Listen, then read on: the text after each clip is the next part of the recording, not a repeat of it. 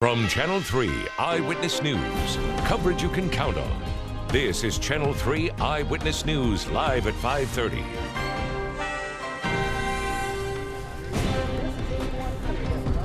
A Cleveland company says there's an easy way to power your car for less and avoid shortages at the pump. And there's an abundant supply here in the Tennessee Valley. Good afternoon, I'm Cindy Sexton. And I'm Greg Glover. The Southeast is slowly stepping out of gas shortages caused by hurricanes several weeks ago. One Bradley County man says he knows how to keep shortages from ever happening again and lower the price at the same time. Channel 3 Eyewitness News reporter Mark Bruce is live in the studio with more. Mark. Greg, there's a homegrown fuel that won't drive up food prices, is readily available, and cheaper than gas. Now, I know it sounds too good to be true, but as you're about to find out, it's not.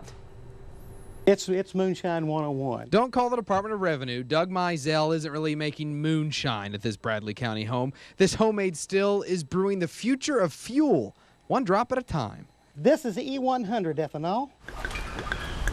Yep, ethanol, the same stuff that makes up 10% of the fuel you put in your gas tank right now. But this is powerful enough to run any car or engine by itself. No gasoline needed.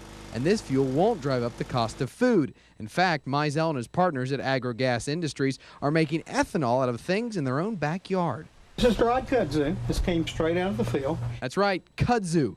The gigantic green grower found anywhere in the Southeast is harvested, ground up, and made into a liquid mash. It's put into a still, heated to 174 degrees, and voila, you get what Mizell calls an all-American fuel, kudzenol. So what can be made into ethanol? Well, Mizell says anything that has grown or is growing can be made into fuel, and that makes for a lot of opportunity. There are so many potential feedstocks to make cellulose ethanol out of. I don't think we've even scratched the surface. Yeah. AgroGas has ambitious plans to build an ethanol plant in McMinn County next year. They want to put several across the Southeast to prevent future fuel shortages, create jobs, and grow markets for local farmers. It's a concept they say Henry Ford advocated a century ago that's ready for America today. We can take control of the import situation. We can reduce the imports right away, just immediately within months. Boom, make a big difference. Yeah.